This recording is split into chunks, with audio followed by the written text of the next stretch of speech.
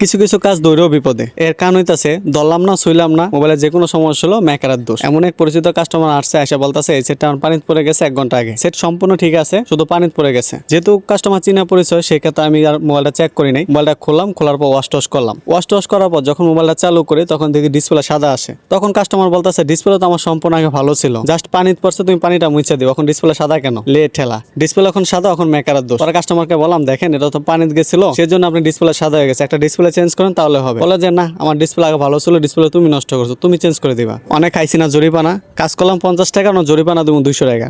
কাস্টমারকে কোনোভাবেই বোঝাইতে পারতাছি না যে ডিসপ্লে আমি নষ্ট করি না, ডিসপ্লে আগেরই সমস্যা ছিল। পরে কাস্টমার বলতেছে যে ডিসপ্লে তো ভালোই ছিল, তুমি চেক করে নিতা তাহলেই তো হইতো। মানে বলটা আমারই, যেহেতু আমি চেক করি নাই। পরে কাস্টমারকে বললাম দেখেন ভাই, বলটা আমারই হয়েছে, আমি চেক করি নাই, এটি আমার ভুল, আমি আপনাকে ডিসপ্লে লাগাই দিয়েছি, কোনো সমস্যা নাই। পরে কাস্টমারকে ডিসপ্লে লাগাই দিলাম। কাস্টমার যাওয়ার সময় বিল হিসাবে 50 টাকা দিচ্ছে। পরে কাস্টমারকে বললাম যে ভাই আপনার টাকা লাগবে না, আপনি টাকাটা নিয়ে যান। পরে স্যারসা কাস্টমারকে 50 টাকা দিয়ে দিলাম, স্যারসা কাস্টমার 50 টাকা নিয়ে চলে গেল। তাই এমন কাস্টমার থাকার চেয়ে না থাকা অনেক ভালো।